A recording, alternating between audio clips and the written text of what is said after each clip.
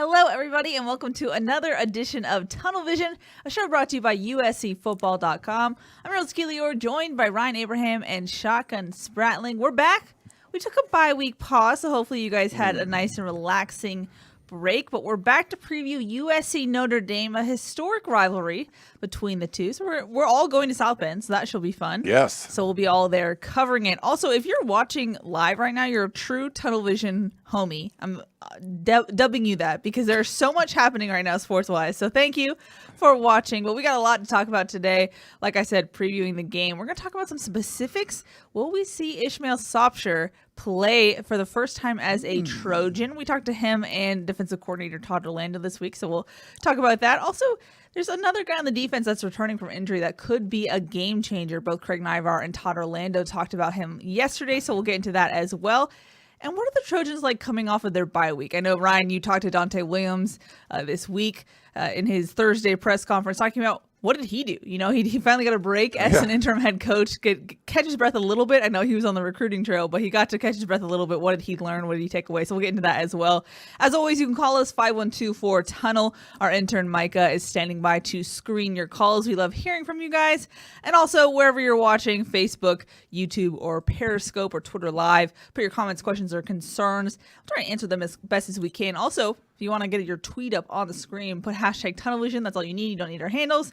And I'll put your tweet up on the screen. But guys, like I said, it's a packed show today. It's rivalry week, which is crazy. But it's here. USC Notre Dame. Ryan, what are your initial thoughts about this matchup? Yeah, it's crazy. I just did a Harvey Hyde's radio show, like talking about an hour about this for like right up until this point. And you start thinking about it and how important this game could be for USC. You know, after the firing, after the Stanford game, there was some momentum built. Everyone's like, oh, great, the future's coming. And then you start getting blown out at home by teams like Oregon State and Utah, and the fan base sort of just like, oh, okay, well, don't really care about the season now until whoever gets named the next head coach. But to me, this is a key game because you're going to go on the road. USC hasn't lost on the road, even though they haven't played very good opponents. It's a rivalry game. This, to me, is a game that you can get fans bought in again, and you can get people excited, and not just for the end of the season, because you get blown out on this one, it's like a couple blowouts in a row. It's going to be hard to get a lot of people in the Coliseum for the Arizona game. They haven't won a game in over 2 years. But I feel like you play well against Notre Dame, you can build some momentum and get people to come out to the Coliseum because there's going to be some fun games. UCLA, BYU. You'll get some excitement going again, even for the coaching search, and maybe even for recruiting as well. So to me, you had the halfway point of the season. There's been some terrible games at home. You go on the road and get a good win against Notre Dame. I think the players start feeling better about themselves, the coaches, the fans.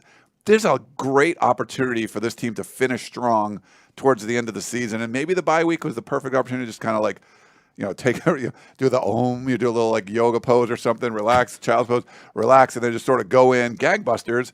And you're playing with house money in this game. Like no one, you're a touchdown underdog, the underdog for the first time this season. So I feel like this is a really important game, and I'm getting kind of excited to go out there and cover it. Even though it's going to be cold, but it should be fun to go cover this one. Someone told me yesterday, they're like, how would you not bet this and bet for Notre Dame? Like, this is easy money. And I'm like, it's a rivalry game. It's not easy money. 6.5 with the way USC has played in their last 3 home games. Yeah, it would be easy money. Right. But Notre Dame's not that good. They're 5-1, but they're not that good. 3 wins by 3 points. If you watch them play, you're just like, this is not the same team that you saw the last couple of years that are making the college football They playoff. could easily be 3-3. Yeah. See, what's weird, though, is that USC's defensive coaches yesterday kept saying, hey, we don't look at stats. We're looking at the athleticism of the players, and they could do some damage. So I think they were trying to, maybe it's to get in their players' heads. They were like, hold on a minute. Like, the skill players still went to the CFP, so pump the brakes a little bit on that. Yeah, that's what every opposing coach says to their team about USC, too. They're like, whoa, we don't look at their stats and that they're 3-3. They're super athletic and Like they could be dangerous. Drake London, look at him. Like, Yeah, and there's good players, and there's some really good players on Notre Dame. You know, Kyle Hamilton is a freak. Yeah. And, a 6'3", 6'4" safety that moves like a 5'10" safety. So he might be the best safety at Notre Dame they've ever had. Like, he's literally that good. I mean, he's going to be a top 5 pick, I think. He's just a genetic freak.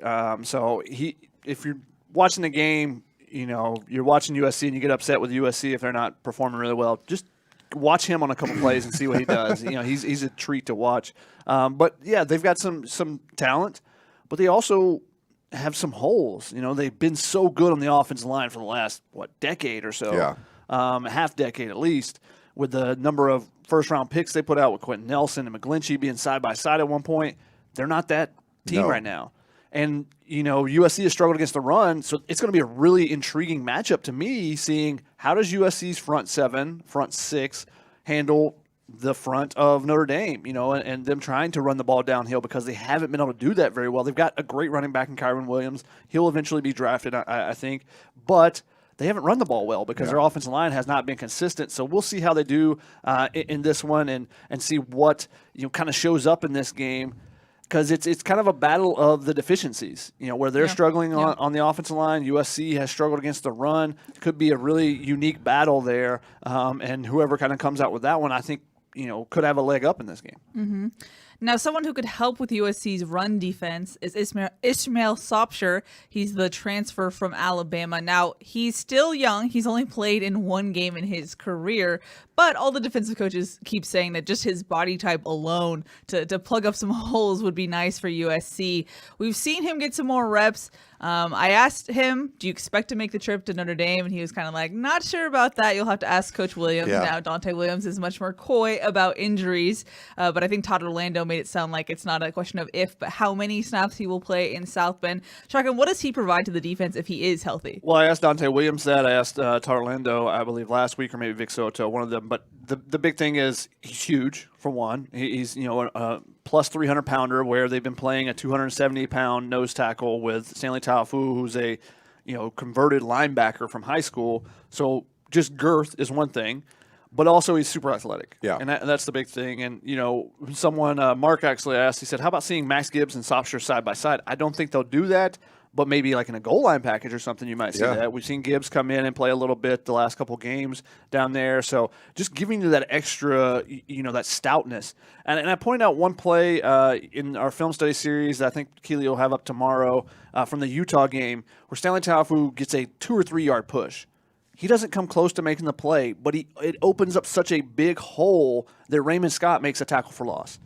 And that's what they've been missing, just being to be able to create for other players. Yeah. That's what you're looking for from a big nose tackle. Not for them to go and have 10 sacks or to make a ton of tackles for loss. That's pretty rare. The defensive tackle from Georgia who's running 19 miles an hour while being 340 pounds or whatever, that's a rarity. But you want that person to either, one, occupy 2 blockers. Hey, we got to get the guard and the center to try to move this guy out of the way. And that just leaves other guys with one-on-one matchups. Or 2, create some penetration when they do get one-on-one matchups, and it changes the look of the offense, because now you're staggered across the line, or you're in the backfield as an entire defensive line, versus you're either at the line of scrimmage or being pushed back 2 yards from the line of scrimmage, and hey, you're getting those 2 yards plus whatever the running back can get, and plus whatever when USC doesn't make that tackle the first time. And the fact that you saw Max Gibbs in there getting run, that just shows you they need a guy like Sopsher to come in there and play. Like he's actually only played in one game. You don't want him to be like, or 2 games. You don't want him to be like the savior or whatever. Yeah. But it's sort of where USC is right now. Not having Brandon Peely, not having Jay Toya. I mean, you're just putting a guy like Max Gibbs because he's big. Now, this is a guy that can actually play the position. He's done it before. Not that, Gibbs just was moving over. They were just putting him there because they moved him over from the offensive line. But I think it would be a big boost for this defense if they're able to get him in there and take advantage. I think the Notre Dame interior line is pretty good. the tackles are where they've struggled a lot more. I think they've had 4 different left tackles. So it could be Corey Foreman, Drake Jackson, maybe they have some big games, but having Sopsher in the middle is going to help all those guys. Well, if you have to have that guard help out with a nose tackle, and instead of just being a one-on-one matchup, now the guard can go help out with the tackle, and the tackle can set a little bit deeper. It just changes what you can do. And USC is going to blitz a lot of times, so if you can then if you're blitzing someone, the guard now can't help out the tackle, or the guard is working on that nose tackle. It just changes that one-on-one dynamic that the Corey Foreman or Drake Jackson will get. And, those one-on-one matchups are big when you're not getting chipped and you're not getting the running back being there. Those are the opportunities when Drake Jackson has been getting some pressures and stuff. And that's one of the things. When USC has created pressure, their defense has been good. Yeah. Their secondary has been good.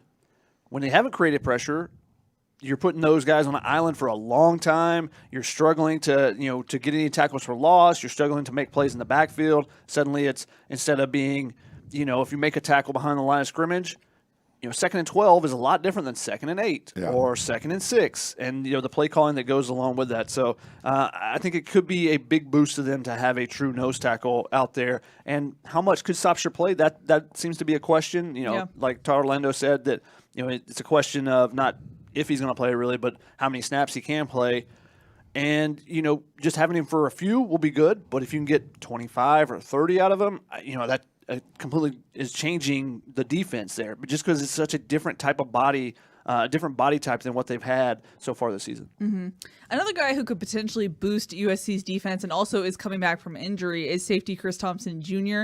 That's a guy who kind of flew under the radar, but both Craig Naivar and Todd Orlando highlighted him yesterday in their press availability because they said, he's kind of a tweener body. He can do things that other safeties can't. Shotgun, I know Kaulana Makala was kind of filling in that role, or that's what we talked about. What could Chris Thompson do, given the fact that he's kind of a bruiser a little bit? Yeah, I mean, Chris Thompson is a guy that I was interested in how they'd used him the first couple of games. They'd used him in some bigger packages. They would take off Chase Williams. They'd bring in Chris Thompson when they would put in extra linebackers or extra linemen. So he was being used in that package. But the last couple of weeks, Kaulana Makala had moved to linebacker to start the season.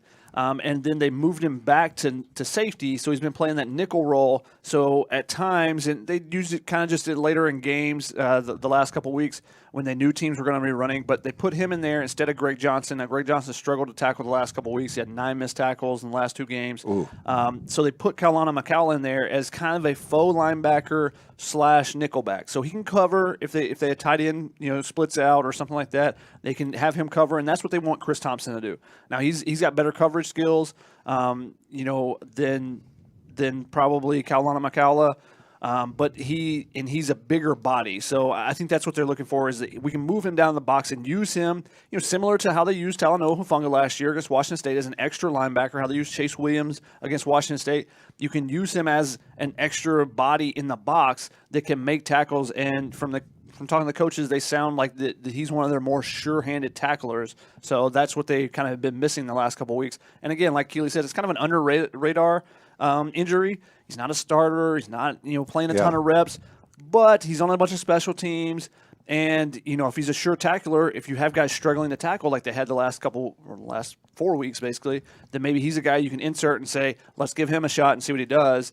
And they haven't been able to do that because he's been injured. And Todd Orlando talked about going back through the film, seeing what they did wrong just from the past couple of weeks, and figuring out if there's other guys that can play. So someone like that just gives him another option. It seems like they're ready to go back to the drawing board and kind of figure out how you get this right, because they know things aren't going the way it should be right now. Yeah, for sure.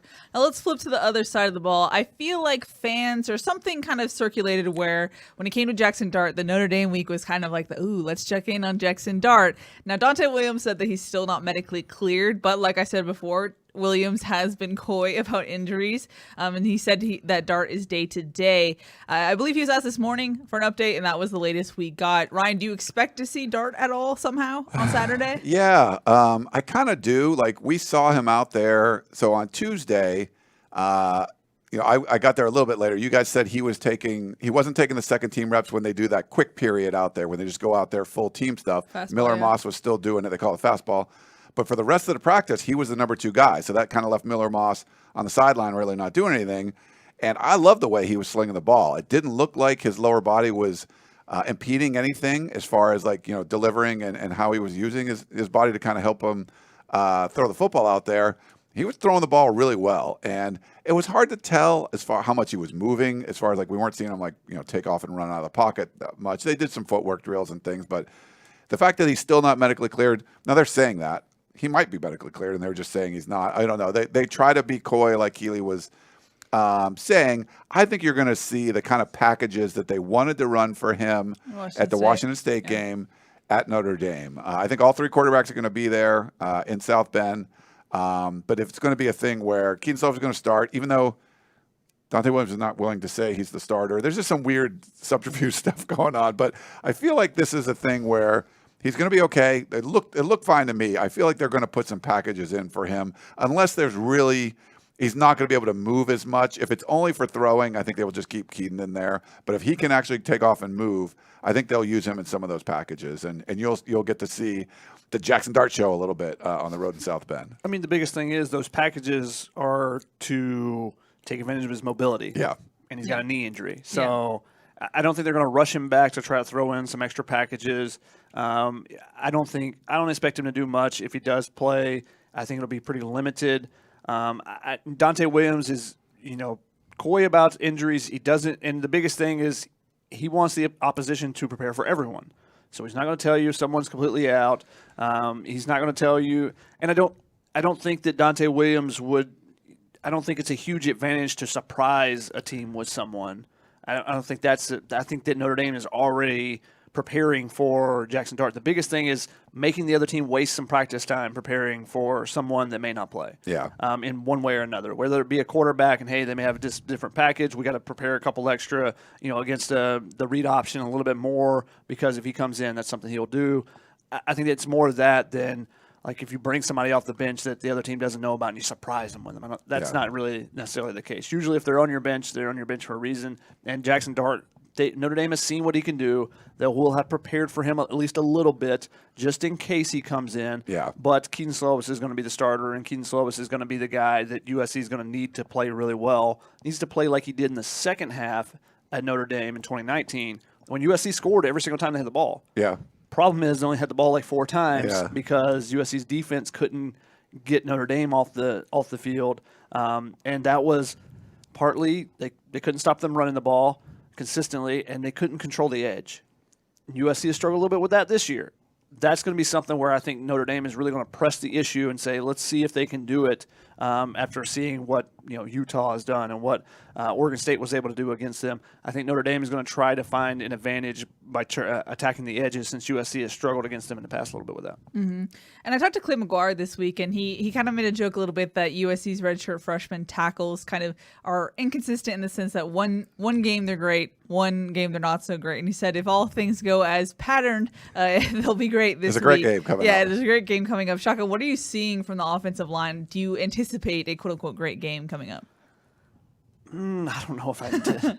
They haven't been that bad. Like No. for the offensive struggle as much as they have this year, you would think, oh man, the offensive line's terrible. It's not. It's not been terrible. It's been fine. It's been okay. It's been bigger problems with the offense. The offensive line has given Keaton Slovis time for the most part. I mean, Keely, I think the stat was, 6 sacks so far, or 7 sacks through 6 games? So. It was like 24 last year. 24 last year in the same amount of games. So I think that Clay McGuire has done a really good job, especially with the fact that he gave up 24 sacks last year with a left tackle who was letting no one get by him. Right. Like First Elijah Vera Tucker was not giving up pressures pretty much all season. So, you have a first-round draft pick at the left tackle. Now you got 2 redshirt freshmen, and how much are they, how are their seasons going? It's been up and down.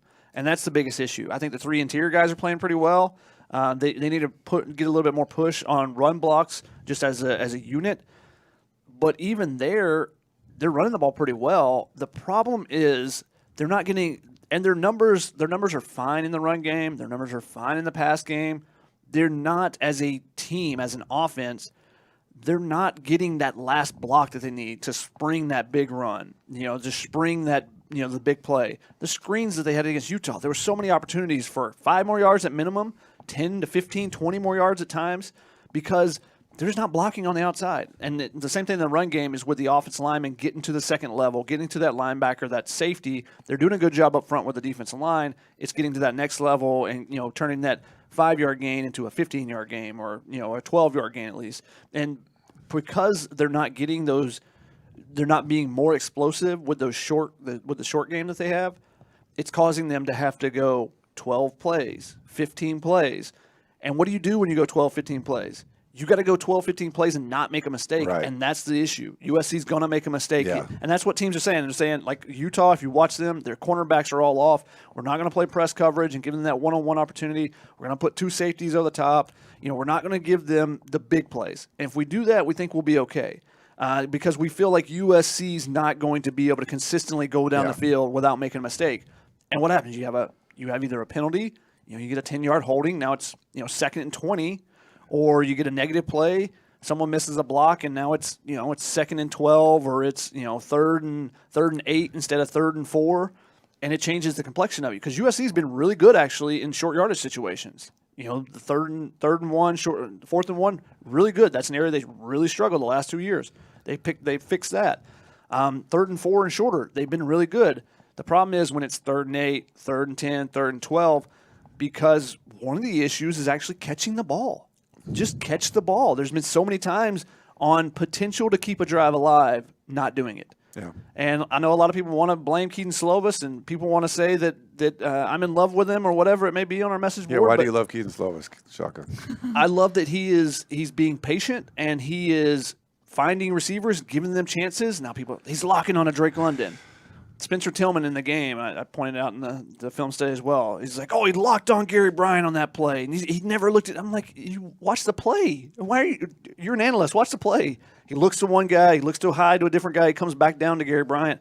And those are the type of things I don't think the average fan is paying attention to, that Keaton Slovis is doing a lot better. And the coaching staff is giving him a lot of credit for what he's done with getting them in the right run plays and stuff, which – that's hard to, kind of. You can't really evaluate. It's hard to evaluate from watching that. But I think, the issue that he's had this year, and the one thing that I think is the biggest concern right now is he's got 9 touchdowns and 5 interceptions. That's not good enough. No. And some of those interceptions are coming when you're way behind, and they need to run the ball more. I think the bigger issue than Keaton Slovis, and I know a lot of people want to place blame on him, is the offense as a whole. Yes. I think that is a much bigger issue, and whether it's Jaxson Dart or Miller Moss or Keaton Slovis in there, I think they would all have some of those similar issues. Now, Jaxson Dart can remedy some of those with his legs. Yeah. Some of them, but not all of them. Yeah. Mm-hmm. There's definitely issues with the offense and being able to sustain drives when they're just not that buttoned down. It's not precise. So you can get the big plays and score, but can you go 12 plays in a row without messing up? And we just haven't seen them be able to do that. Mm-hmm. And even with the big plays, their biggest option is who? Drake London. Of course. But his longest play this year is like 40-something yards. Like, it's not 70 or 80 yards. It's not the 65, 70-yard touchdown against UCLA. Now, they've gotten several 35 to 40-yard plays, but it's not those huge explosive plays, 1 or 2 plays a drive and you're done. It's still, we got to get it down to the 50-yard line. We got to get it to the 40, and now we get a big play by Drake London that sets up a 2-yard run or something. There's things that still, this offense, there's a lot of improvements that still could happen. One last thing before I jump into our callers. I thought it was interesting just talking to several coaches and talking, I know you picked up on this too. We've heard some, not complaints, but thoughts that USC's scout team prep could be better. Now, I know depth is an issue, but we've heard coaches say that, like, hey, this scout team, we didn't really have that many great looks, or we didn't have, stuff that made us feel prepared, more or less. I'm summarizing what they're saying. And Chuck, and you got to ask Dante Williams about that this morning. What do you have to say about that issue? I mean, he said that injuries are a part of it. Obviously, they don't have defensive line depth. They've had to have, like, Solomon Tulialapupu and Elijah Winston playing defensive line positions. And that's part of it.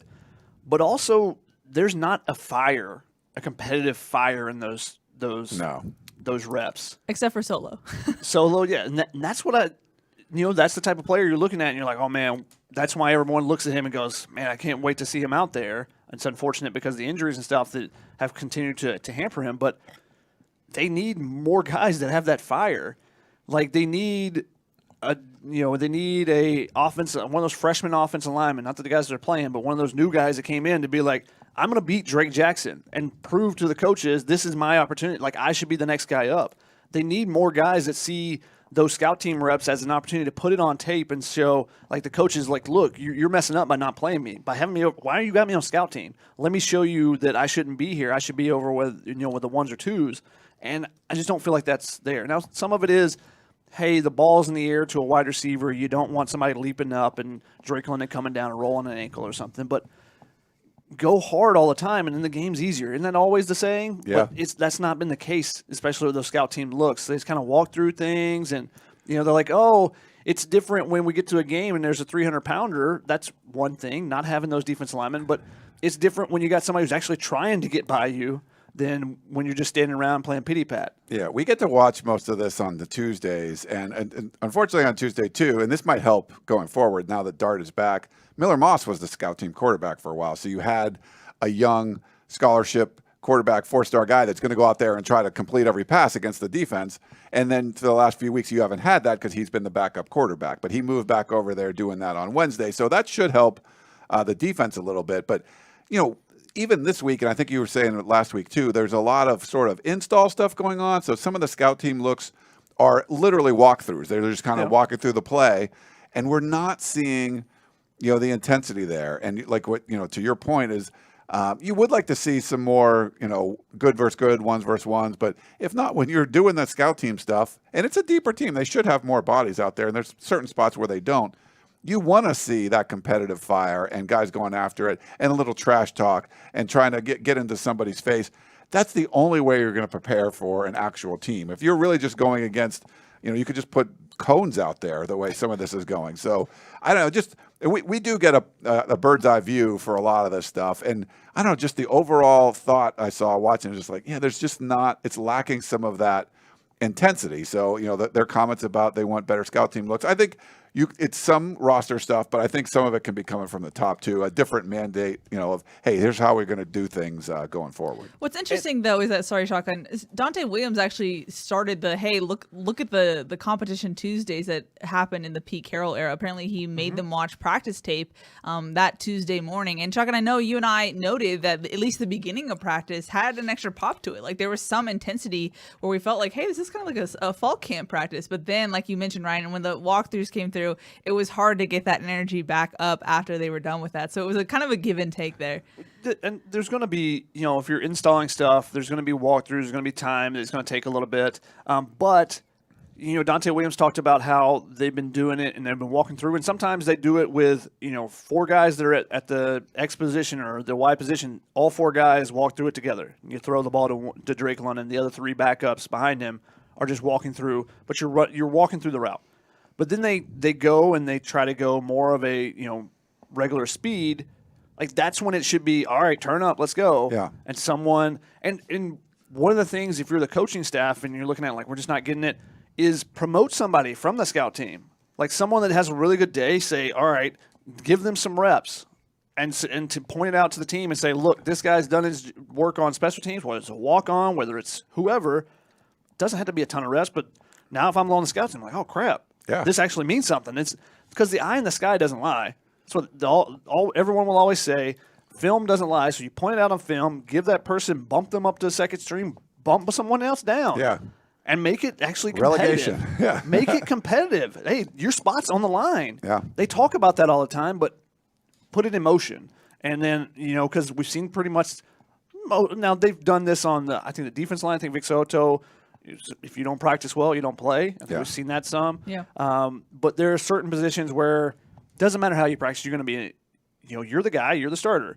But, sometimes if it's Drake London, say, hey, Drake's not, and it'll never be that because this guy, which is why I'm pointing him out because as an example. But if it's Drake London, your best player, a guy who practices through when he probably shouldn't be practicing, and you say he's not practicing well enough, Joseph Manjack, you're getting the start this week. Everyone, whoa, what just happened here? Yeah. It wakes everybody up. Everybody realizes you give him 3 plays, and then suddenly Drake's back in there, and he's catching 12 balls, and it's fine. But everyone goes, oh, wow, Drake lost his spot.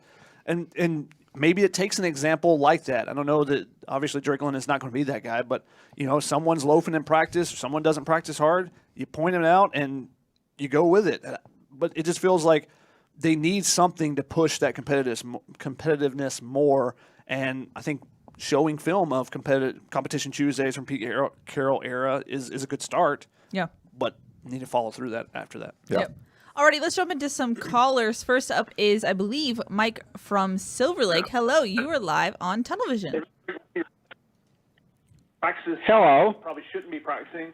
This is Mike from Silver Lake, and I'm calling. I'm a Notre Dame fan, but I was reading Irish Illustrated, Tim O'Malley's column, and Ryan was interviewed, and Ryan seemed so pessimistic about the Trojans' chances. It really surprised me. I mean, hasn't he seen Notre Dame play this year?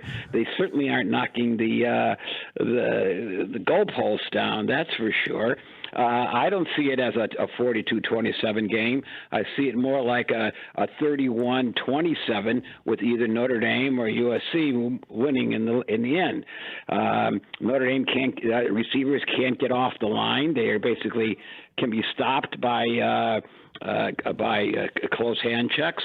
The line is a sieve, and yet the defense plays pretty well. So I'm very surprised that Ryan would seem so pessimistic about what SC's chances were.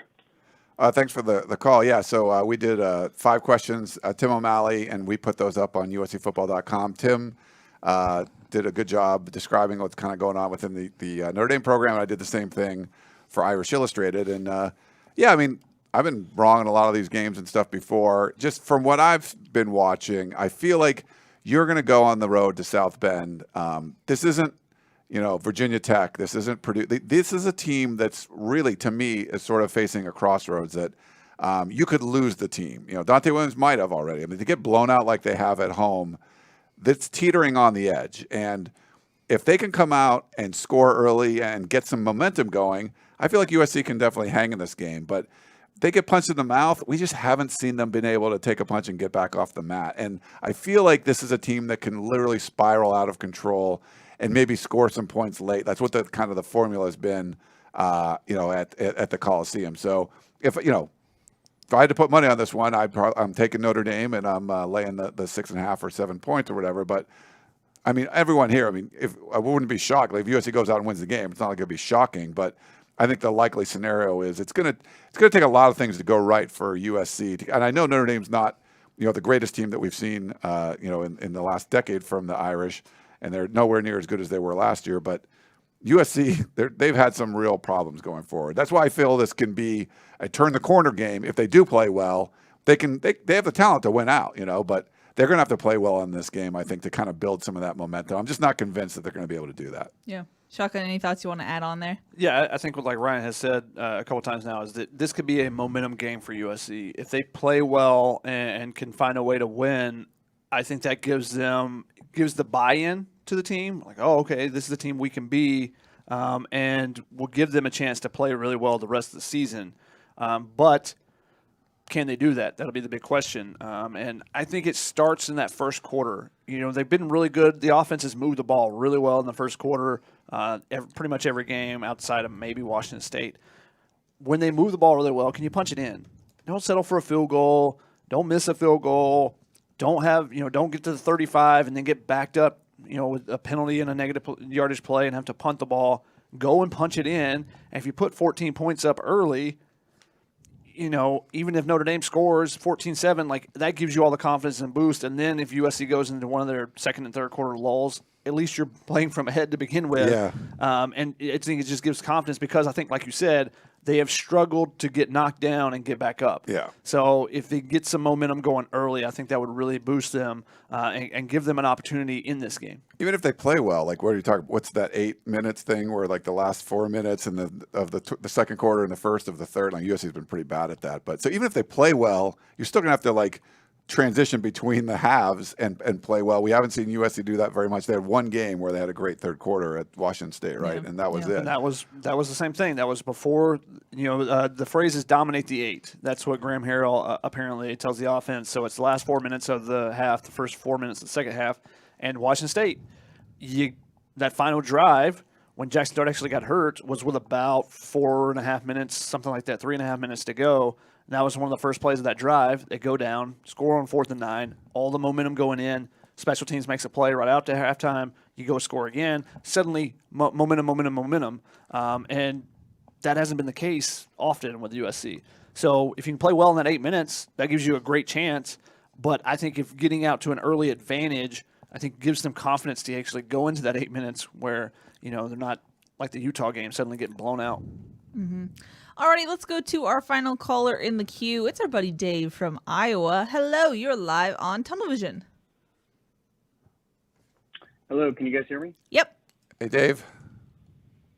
Awesome. Well, first off, you guys told me to check the tape last episode if Ryan did say talent doesn't matter. He did say it 2 episodes ago, so you guys can go to the 6-minute and 40-second mark just to. Okay, Dave, thanks. I appreciate that. He came with receipts, Ryan. You take 3 words out of context. You didn't read everything around it, Dave. Okay. Come on, Dave. Okay, Ryan. Come on, Dave. Just get to what you want to talk about. Okay. Jeez. Okay, the main thing I wanted to talk about was,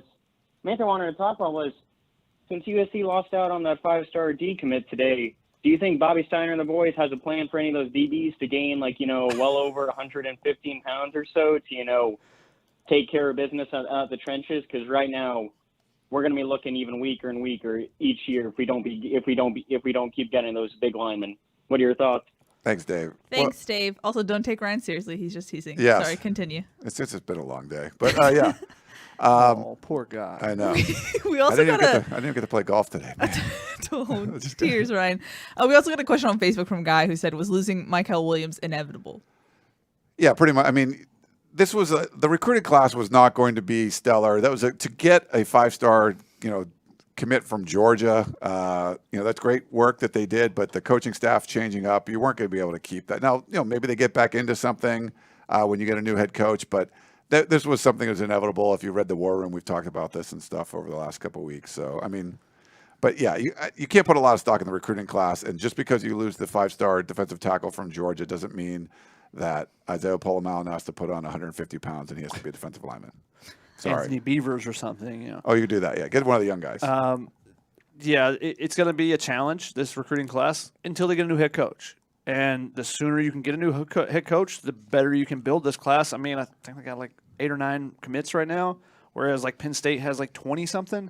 So they're behind on the number of commits because there are a number of guys out there that probably, if everything was stable, would have been committed to USC. Right. But they're like, I don't know if this is going to be the place for me. I love USC, this place I grew up rooting for, whatever it may be, but I got to wait and see what happens. If they hire someone that runs the triple option and I'm a 5-star quarterback, I'm not going to go there. So, you're going to look at what defense they're running, what fronts they're trying to play. Who's the defense coordinator when they come in? Do I have a relationship with this person already? Because some of them do, and that can be positive or negative. So that's all going to play into it. So that's why it's important to get a coach as soon as you can to work on that, because if they hire them after the regular season, you got about 3 weeks, 2.5 weeks to be able to try to put together a class, and that's challenging because that head coach is going to be getting you're going to get as many kids as you can in, because once you have a new head coach, you can get official visits again. So you're going to try to get as many guys then, but also that head coach, because you can do the in-homes, they're going to be flying all over the place, and also it's almost like they got a new job and they're trying to learn everything and everything going on at the same time. So the more time you have, the better. But that's one of the challenges with the new early signing period, is that there's not a lot of leeway for the timing of head coaches being hired after the season. Yeah, it's like they're building a restaurant and you're trying to call and place your order. It's like it's still being constructed. There's just, you're not going to be committing to USC at this point. You have to wait to see what's going on. And it really was just trying to hang on to the commits you already had, who, for whatever reason, there's if there's a reason to decommit, they will. If not, they can kind of wait around and see. But you might see more guys drop off too. It's just they don't have a big class. It started off good, but now that you lose your head coach in the second game of the season, there wasn't going to be a whole lot of recruiting going on during the season because you just don't know who the head coach is going to be. I mean, they're recruiting. They're trying. Yeah. Yep. They went on the road the bye week. First time since 2019. Dante Williams has been all over the place during the bye week. He was like all over the country. What was that, Chuck? Yeah, you heard it. You heard it. And that's the thing. The coaches, the coaches that are really recruiting hard are guys that are thinking, hey, I might get kept around for the next coach. There's some coaches like, I'm gone. So how much am I going to really put in the effort? And obviously your recruiting class is not going to take off when guys are like, hey, I would hope you could, if you want to commit here, you can. I don't know if I'll be here or not. It makes it very tough. Yeah. And that's again, the sooner you get a head coach, the sooner those guys find out, and the guys that are kept around can really go hard on the guys they already have relationships with, those things. I mean, Michael Williams is a huge loss for them, a 5-star defensive lineman. That's what USC's been missing. Now, they got an edge guy in Corey Foreman last year, and Drake Jackson a few years ago as a high 4-star. Michael Williams was the interior guy. Christian Miller is a good friend of his. He kind of dropped off USC or left USC off his list, about a couple months ago or a month ago. But he would have been another guy, if everything was stable and USC was playing really well right now, another guy that USC was in the mix for, and that's a defense tackle. So, if you could bring 2 defense tackles from Georgia, that would have been huge for this recruiting class. And I won't say it's over with Michael Williams. It's probably over. But there is still the connection. His half-brother is Michael Trigg. Obviously, Michael Trigg is in the plans for USC's future. So, I think that can't be written off, especially if a new coach comes in and does everything he can to go after Michael Williams. I'd be the first guy I call. If I'm him and Damani Jackson would be the first 2 calls that I make. Alrighty, let's jump into some questions. Yeah. First one is for you, Ryan, on YouTube. It said, you said on the podcast of Champions that if you are a Washington State fan, you don't want to touch Graham Harrell. Do you mind expanding on that?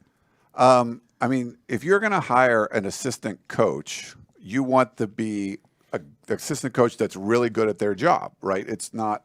And if you were looking at Graham Harrell 2019, there was a lot. They're scoring points. It looks great. The offense looks awesome. The offense hasn't looked awesome for the last couple of years. So do you want to bring Graham Harrell in? It's more because of the association with, you want the air raid kind of thing again, even though that's not really what USC is running right now. And the fact that he had been there with Mike Leach, you're sort of doing a Lane Kiffin-ish Steve Sarkisian thing at Washington State. But Harrell doesn't have that sort of resume right now from a Power 5 program. Like we like the North Texas stuff, what was going on there. He had one good year in 2019, but the last 2 years the offense hasn't been that good. So I think Washington State can do better. I don't think Graham Harrell's really going to be up for a lot of head coaching jobs. So I don't think a Washington State would want to go out on a limb and hire Graham Harrell right now. And this is the thing: 6 games left, a full half season, a full 2020 season in the Pac-12. If the offense comes out on fire, Graham Harrell's name gets really hot. It does, So this is why Graham Harrell should be doing everything he can to try to win. This is why the coaches, like some people go ask us, why are the coaches even trying anymore? Because they want to advance their careers and they don't want their careers to just end. So if Graham Harrell and the offense starts putting up 35, 40 points a game and they're consistent and they finish in the red zone and, they get some guys wide open with some schematic stuff, you go, this guy knows what he's doing, and everyone forgets about the last 12 games from the 2020 and the first half of this season, and then look at those last 6, and someone will jump on that and be like, "Oh, we want to hire him either for another offense coordinator position at a Power 5 school or a potential head coaching position." Yeah, he already jumped up from Group of 5 OC to Power 5 OC. We haven't seen him crush it as a Power 5 OC, so you don't jump to Power 5 head coach, at least in my opinion. We got a question on YouTube from Alex who said, is USC's defense regressing because they practice against a predictable Graham Harrell offense, he says. And I thought I put that one up. I thought that was an interesting one. We've had a couple questions like this. Yeah. And you're practicing against them, but during season, there's not a lot of 1 versus 1s or 1s versus 2s. You get a little bit of competition period, like the speed ball. But it's not like you're constantly going against them. You're going against a scout team, you're doing, what the opposition is going to do. Now, they looked fine during camp to me, so I don't think they're regressing now from facing them. There's not a ton of times where it's just put the ball down. All right, Todd Orlando, you call your plays how you want, and Graham Harrell, you call your plays how you want. Oftentimes there's a script. Hey, let's put them in this situation. So I don't think that that's necessarily the case. I think you can still be good on defense with an offense that runs an air raid. look at Oklahoma's defense this year, much improved from where they have been in the past, and they're still running, that style of offense. Yeah. We had a question from Craig on Facebook who wanted us to talk about USC's linebackers. He said, can you talk about the productivity or lack thereof from the linebackers? I see a couple producers, but pretty quiet on the rest. I mean, there's only 2 guys really on the field.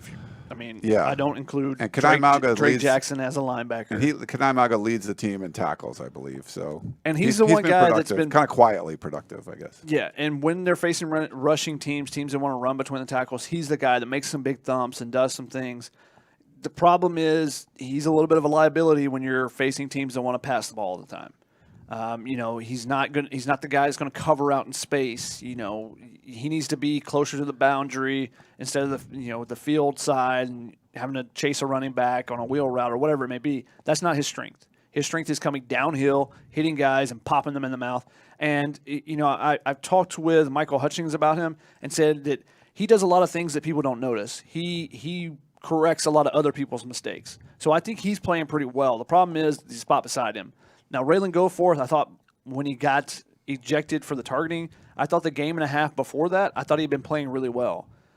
But, he's come back and it's been slow to get back in the mix, and he didn't have a good game against Utah in that second half.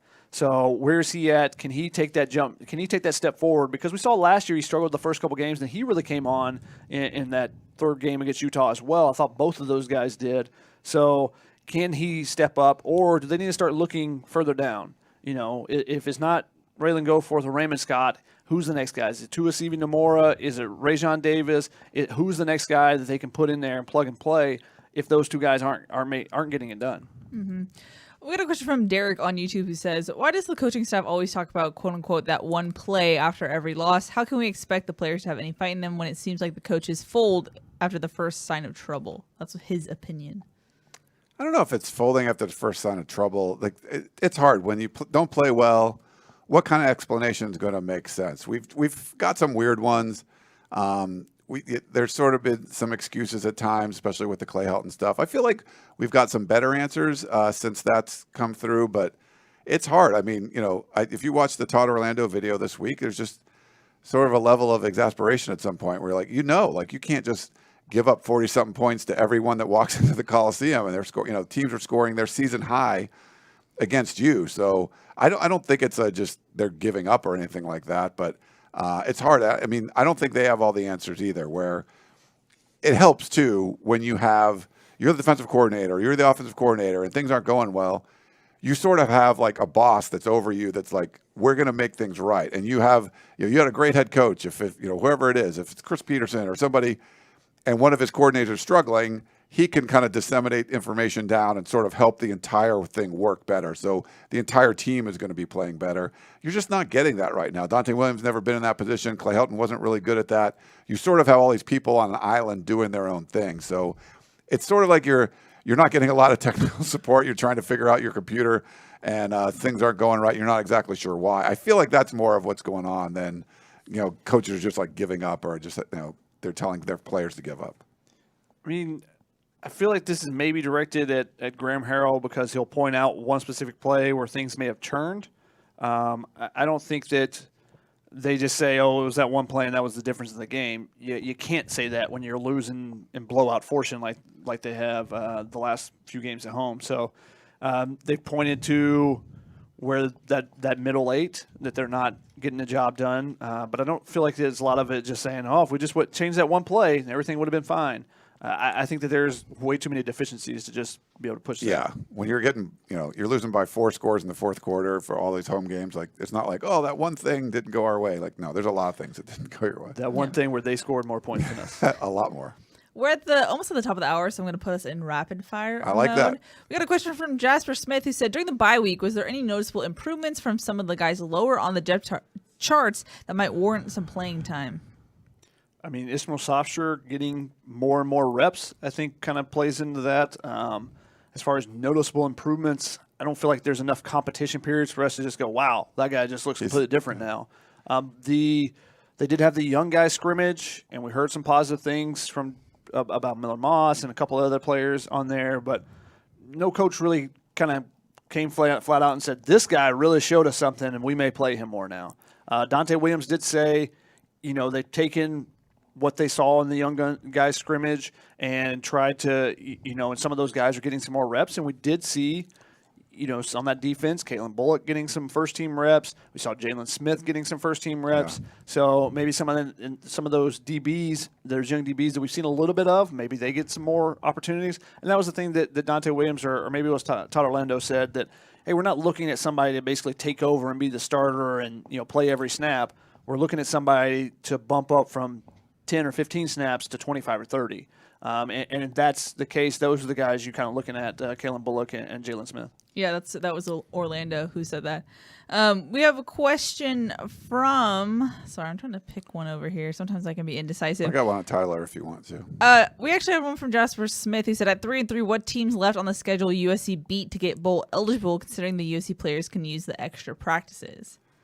Yeah, so I mean, Arizona is the first one, obvious, right? So no matter what happens at Notre Dame, not obvious, definite. They don't lose to Arizona. I've already told you, Ryan. I'm done. Yeah, done covering this team. Oh my goodness. We literally might stop covering games and just only cover the coaching search at that point. That would be really, really bad. Like Arizona's first win, they're on an 18-game losing streak right now. They'll probably be 19 by the time they play USC. So, yeah, that's a bad one. I think Cal is a team that we've seen. They gave Oregon a game. Like they can be okay, but they're pretty bad too. Like I have them as our number 10 team in the power rankings in the Pac-12. USC already played Colorado, so you can't get that win. But Cal is one you have to win. You got to beat Cal. BYU's been struggling a little bit lately. They've got some injuries, so I think those are probably the three. Most likely. What you still got Arizona State, maybe. Herm Edwards is fired by the time happens, and UCLA looks good. So I think you got to get wins against Cal and Arizona for sure, and then try to win at least one of those other four. What did you take away from the vague Antonio Pierce Twitter bio change? Yeah, so George Reister pointed out that Antonio Pierce, the defensive coordinator for Arizona State, basically scrubbed all Arizona State references from his social media. I asked an Arizona State insider, and he said it didn't. It's like it's nothing. So okay. We'll see. No Twitter watching ever. Yeah, we watch it for sure. I mean, I just feel like Arizona State at any moment the second shoe could drop. They've already suspended 3 coaches. Fireworks could happen. Like what we saw with Rolovich, we knew there was a deadline for Rolovich, and pretty much the deadline happened, and he gets fired. Right, so that's already blown up. They play BYU this weekend, so that'll be interesting. Arizona State, we're waiting on the NCAA and stuff, so. Some kind of investigation. If something happens and Arizona State gets tipped off, hey, this is coming down, you might see a cleaning of house. But I think Arizona State sort of bet their future on this year. They needed to have a really good year this year, and then getting the loss, to Utah last week wasn't great. I mean, they were up 21-7 and then just did nothing in the second half. So we'll watch the Arizona State thing just to see what happens. But maybe USC gets a little lucky and they're kind of in a turmoil situation, and USC's already in a turmoil situation, so I guess it would just even things out. We got a question from Andrew on YouTube who said, will the corners play better against Notre Dame? USC needs them to. Yeah. Because, again, I think they're going to sell out to try to stop the run. Even though Notre Dame hasn't done it well, you can't let that get going. And I think that they feel comfortable, especially when Jack Cohen is in there, of having him try to throw and beat them. I think that's what they want to try to do, and I think that Chris Steele needs to bounce back. He didn't play well against Utah. He needs to bounce back. Isaac Taylor Stewart's been playing pretty well, and he needs to continue that. Yeah, I mean, I think the bye week, Dante Williams, that's his group, and I asked him about kind of what you did. He was sort of reevaluating everything, because it's his first time being head coach, so it's not just a bye week for the team. It's sort of like a bye week for him to kind of go oh boy, I'm the head coach. What have I been doing? Should I change this up? I feel like he's going to fire up the defensive backs a little bit. So I think they're going to play better. I think they also need some help, and that's linebackers not getting sucked too far in on play action. It's safeties similar, but also being able to help out over the top when need be. I mean, Chris Steele gets beat on that flea flicker, but that's on the safety too. You could see that the offensive line was in their pass sets, so as a safety, you can't go screaming down into the box, especially on 4th and 1. You're not going to make an impact. Unless you're already playing up at 5 yards away, you're not making an impact to stop it on 4th and 1. Yeah. You got to trust your guys in front of you. And that's one of the things that Craig Nyvar said. He said when the safeties are playing well, this defense is good. He said when the safeties aren't playing well, that's when the defense is struggling. He said they're not playing well right now. And he said one of the things is trust. They need to trust that the other 10 guys are going to do theirs. Just do your 1/11th and not try to be Superman. So I think that's something you need the safeties to start playing a little bit better too, and that'll help out those corners. Gilbert on Facebook wanted to know, is there any offensive line guys USC is going to recruit in this cycle? Yes, they're going to recruit offensive line guys. Yeah, but recruiting does not matter until you hire the head coach. I mean, it does matter, but it's not something that you can look at as, okay, they got to get this guy, or even point to and say they may be able to get this guy. You can't plan it right now. Because, like I said, the head coach comes in and, okay, the offensive linemen they've been attacking and recruiting are tall guys, 6'7", that are lanky, wingspan. They can play in this air raid, keep the quarterback, keep them at bay. The quarterback should be able to get rid of the ball quickly. The new coach may come in and be like, I need a Damian Mama. I need a 360-pound road grader at guard, and that's not what they've been recruiting. So he may come in and say, "This completely changed this. We need to change the body types we're looking for too." Yeah. Oh, we got a question from Bill on Facebook who said, "Do you guys think David Miranda or Justin Wilcox might be candidates for USC?" David Miranda could be a candidate for sure. Justin Wilcox, hell to the no. So yeah. No way is Justin Wilcox a head coaching candidate for USC. He's probably going to get fired at Cal. Like, you're not going to hire him at USC. I don't know if he's going to get fired at Cal. I mean, they're not providing a ton of resources there. So what are they, 1-5? They are bad, but still, if you don't give anyone any resources, it's hard to win. I'm baffled that question would even come up. That's a strange one. I get David Miranda, but like Justin Wilcox, like what? And also a 1-5 Cal team, like that's where you're going. It'd be much different if he left here to go get the Cal job because he was just doing so well at USC. No, he got fired at USC. Here, so, yeah, that one's not. But Miranda, that's a hot name right now. He could be at LSU, could be looking at him. USC could be looking at him. Some of the other jobs that will open up because of the movement, he could be a candidate. He's done a pretty good job at Baylor so far in 2 years, and that's not an easy situation to win it. No, he's doing great. The problem is he just doesn't have a whole lot of seasoning. So, but he's going to get a good job if he wants to go somewhere else. We got a question from Alan for you, Shotgun, and I thought it was interesting. He said, could you produce a piece where we see USC's offense side by side to a similar offense that actually works like at Oklahoma? I would love to see the differences in execution. I didn't fully read this question before reading it out loud, but I thought he was going to try and say between different air raids, but yes. I mean, that's basically, if he's looking at the Oklahoma. That would have been a great question 2 weeks ago going into the bye week. That might be an off-season kind of question. Yeah, but Graham Harrell, will he be around? Yeah, it wouldn't really matter anymore. But one of the things is when Oklahoma's offense is going right, and now it's playing much better under Caleb Williams. He's come in and transform what they can do with his legs and just accuracy. But when it's going right, they run the ball really well. That Baker Mayfield team. You think about Baker Mayfield. You think about Kyler Murray. Those 2 years, Heisman quarterbacks. They ran the ball really well. Rodney Anderson would run for 150, 180 yards. I was at the Rose Bowl. I covered the Rose Bowl when they played Georgia, and they had two lengthy touchdown runs early in the game, and it was back and forth both of those offenses. But both of those teams ran the ball.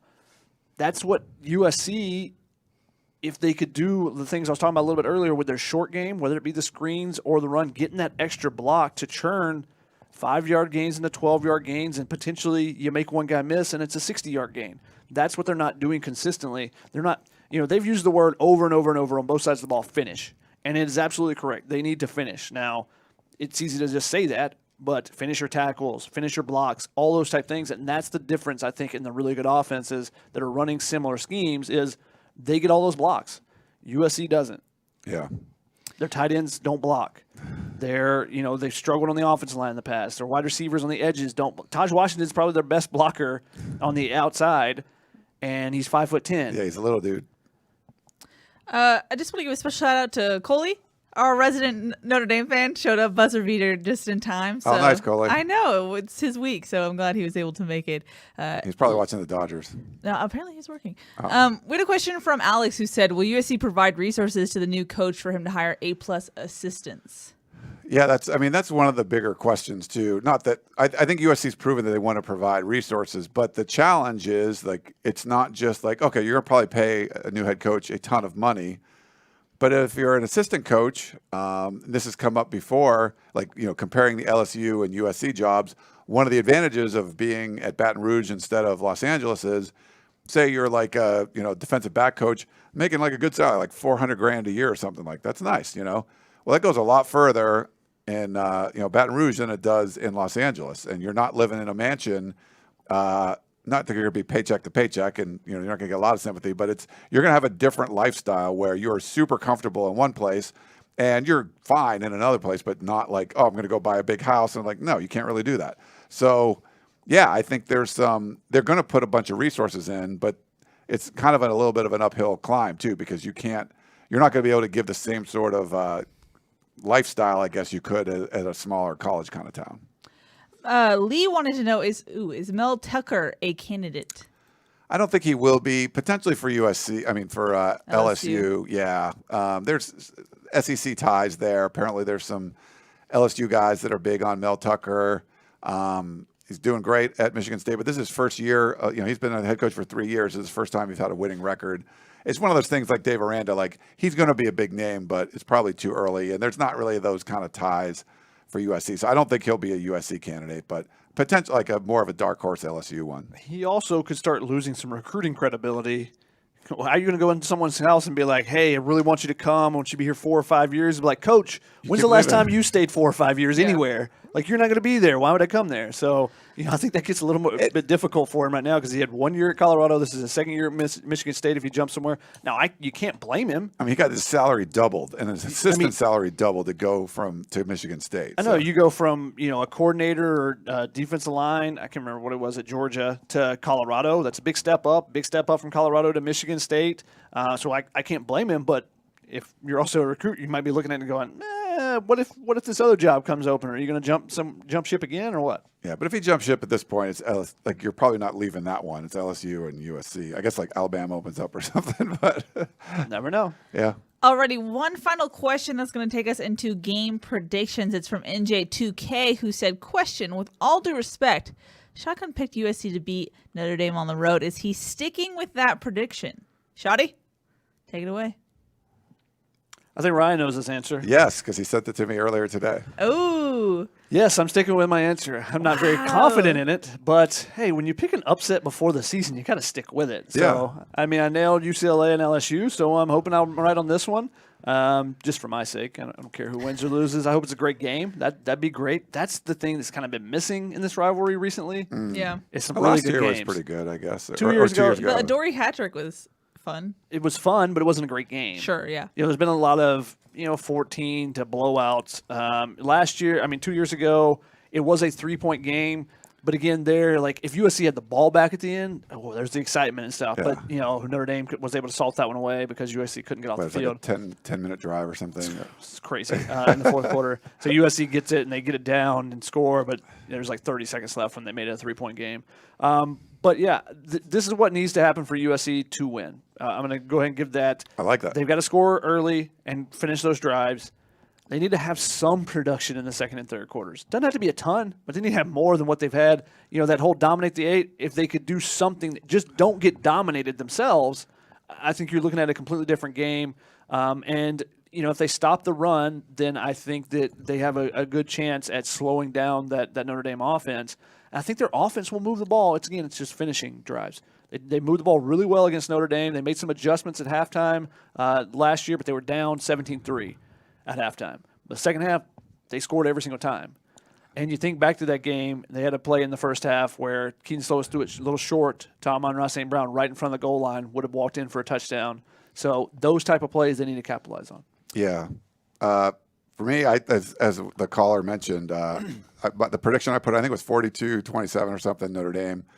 I'll stick with that. It's sort of the same formula that we've seen from USC in their home games where you sort of just kind of things go awry. You don't do well in the second and third quarter. What was the third quarter? 42-3 or something. USC's been outscored in the third quarter. In those 3 home games. Yeah, like that. I mean, I just feel like you're going to get a little bit more of that. Would not be shocked if what we see from Shotgun, they actually put it together. I predicted them to cover against Utah. A lot of us did. That didn't happen.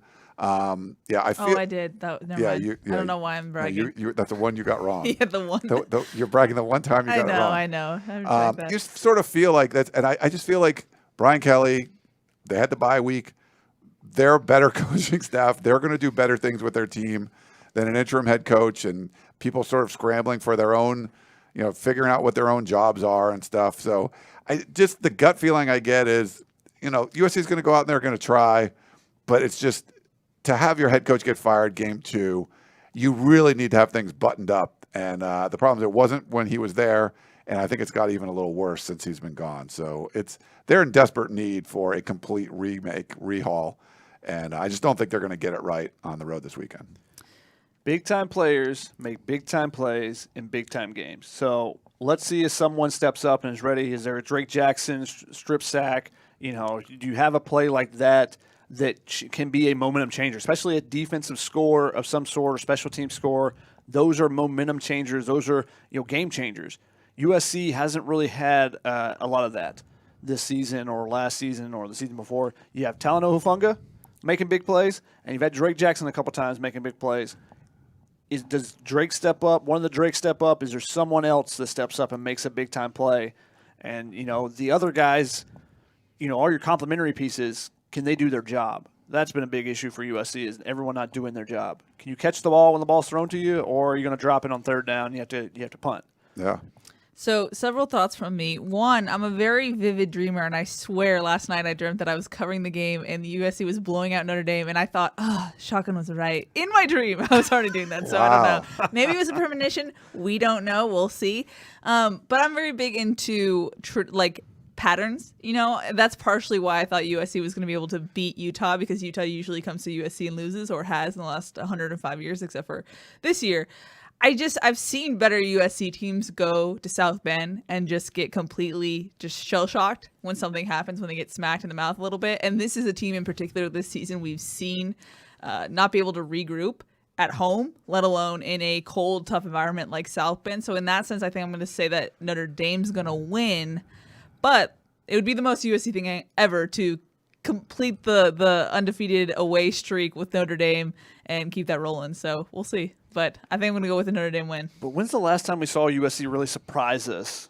Like, I don't know if they're going to play good this weekend. And it's just like, wow, that's surprising that they played like that. Maybe the Washington State game when Dart comes in, it's kind of surprising that they scored all those points in the third quarter. Going into a game. Yeah, it really hasn't happened. I mean, Washington State, you still feel like they'll put up a bunch of points because we saw what they did to Washington State last year. Yeah. So that's been missing. And Washington State had already lost to whatever, some terrible team. So. And that's been missing. So that would be, it'd be fun if USC could actually do that. And again, a close game, tight game would be really fun in that atmosphere, because Keely and I really haven't had that in our years covering this game. That's true, yeah. So that would be fun. But you look at it, and Ryan pointed out a great point, which he stole from the picks that I sent him earlier, was that they both have a bye week. And Brian Kelly and the Notre Dame staff have gone through this over and over and over. Yeah. Dante Williams is doing this for the first time. So I think they'll be more prepared with that extra week than, the USC staff will be, just, knowing exactly what to do with that. Obviously, they've all been through this before as assistants, but when you're the head coach, it's a little bit different in preparing for an opponent and everything. So I think that Notre Dame has an advantage there. But it just takes one player making one really big play to turn the momentum, and I think if USC does that, they can build on it. I think that's what they've been missing in some of these losses, is that big-time play that gets everyone rallied around it. Mm-hmm. Alrighty, several thoughts. One, we all three are going to South Bend, so we'll be back for Sunday for the live show, so that should be a good one since we'll all have game observations to talk about. Second, before we sign off, just want to congratulate Shotgun Spratling for his professionalism watching the Braves lose during this game, and didn't say anything about it. Proud of you, Shotgun. Proud of you. You were good. I was doing a radio thing, and he was like, "Oh, throw a strike," and I was like, "Wait, what?" I was getting a little confused. Because I know what's going to happen. It's an Atlanta sports fan. If you're up, that just means you're going to lose in a more heartbreaking fashion. But good job, Shotgun. Would this be worth than 28-3? 3-1 for the second year in a row. Yeah. When you had your ace on the mound against a bullpen game, I mean, this is what you go. Okay, they took the lead. It's like, all right, here it goes. Yeah. Now the Dodgers have Scherzer and have Buehler coming in back. So yeah, I know what's going to happen. They hit the crap out of Buehler though already. So. At least your teams make it to the playoffs. One last thing, Keely, you mentioned that Yes. that Notre Dame's, USC struggled going to Notre Dame. The one thing I think that will help this USC team is their offensive line is playing better. Remember Sam Darnold going there and just being under attack, especially early in that game, and it turned into a blowout really quickly. I think the offensive line is playing better if they can run the ball, take a little pressure off Keaton Slovis, not say, hey, we're down 14 points and suddenly we have to throw every single time like they've done, it seems like, these last couple home games. I think they have a better opportunity there than what they've had in the last couple times they've traveled to South Bend. And a few quick notes. I pointed this out earlier in the week, but if you guys, not on Tunnel Vision. So USC hasn't won in Notre Dame since 2011, been 10 years. It's been a while.